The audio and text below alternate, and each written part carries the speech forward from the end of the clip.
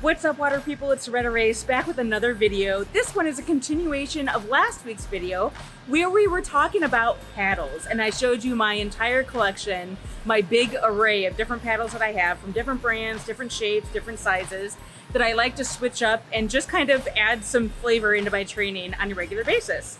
So I promised you I would produce a video of different drills. So of course you can use swim paddles for what they're intended for, putting it on your hand and then just swimming freestyle, backstroke, breaststroke, fly, any of your strokes, working on different components of your stroke. But I also wanted to challenge you to think outside the swim lane and actually try a different approach to your swim paddle usage. Incorporate a few different drills that maybe you've seen or maybe you've never even heard of before, just to kind of infuse your training with a little bit of spice and see if something clicks for you in a specific stroke or a portion of your stroke. All you need to practice one or any of these drills is at least one paddle, most of the time 2 paddles. And you can use just the same paddles that you have in your bag, and I'm just going to demonstrate a few of these drills to you, kind of announce what each one is, what its intended purpose is for, and hopefully how it can help you out on your swimming.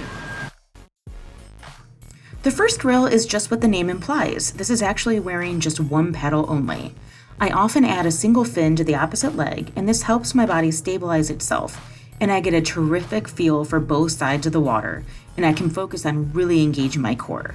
The one paddle drill really does drive home the connection between your legs and your arms as well.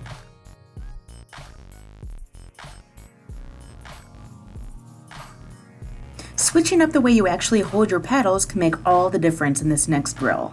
I call these poor man forearm paddles. All you're doing is taking your paddles, turning them upside down, and gripping the ends with your fingers. That way the paddle is aligned along your forearms, allowing you to practice keeping a high elbow, enforcing that early vertical forearm. This is just a demonstration of what it would look like when you're actually swimming laps.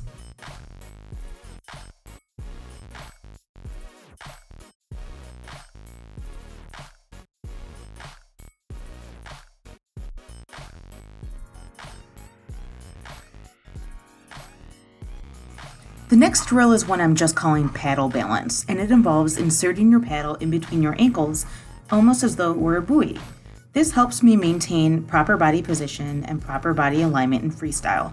Believe me, it's harder than it looks to keep that paddle in between your feet.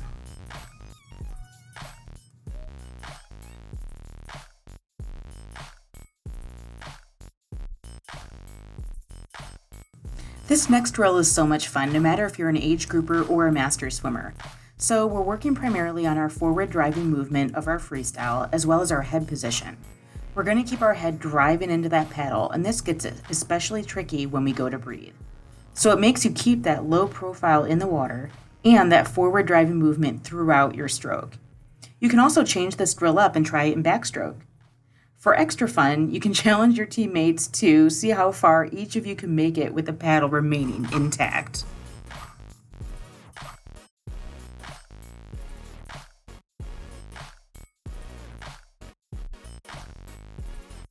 With flip turn hand check, you're actually incorporating paddles into flip turns.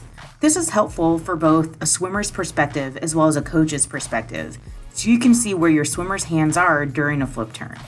You'll grab your paddles and keep them at your hips, and then as a coach, look for those paddles to see where your swimmer's hands are during the turn and if they're in the right spot.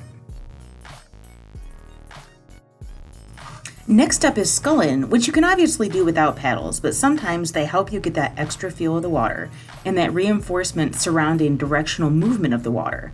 So just try on your paddles and do forward sculling, backward sculling at your hips, above your head, on your belly, on your back, stationary or moving, different types of sculling to spice up your training, but also practice purposeful movement of the water that you can then translate to your stroke.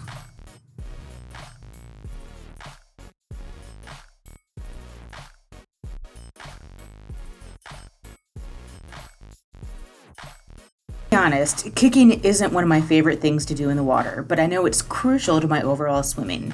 So I try to make kicking a little less routine with different drills and equipment. In this instance, I'm using my paddles for what I'm calling a snowplow.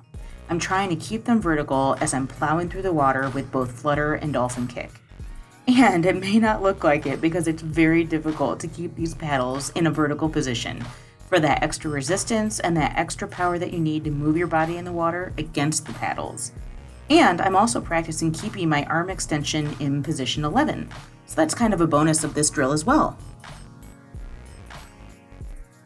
Although this next one isn't a drill, it's still a helpful use for the paddles that are in your bag anyway. I primarily train by myself, which means I'm left my own devices to keep track of where I'm at in a set. I often take equipment I'm not using in a set and position it on the deck to keep track of my reps. Every 4x100s, I'll move a paddle to the right of the blocks, for instance. This counting system, it's simple, but it works for me. So hopefully one or more of those drills actually clicked with you and something that you want to try in your practice. But I also want to hear from you and see what paddle drills you incorporate as a team or when you practice individually. So leave me the drills that you like to use with your paddles in the comments below, and maybe we'll highlight them in another video. Thanks so much for watching. Don't forget to subscribe and hit that bell so that you're notified of all my videos I release on a weekly basis. Until next time, happy swimming.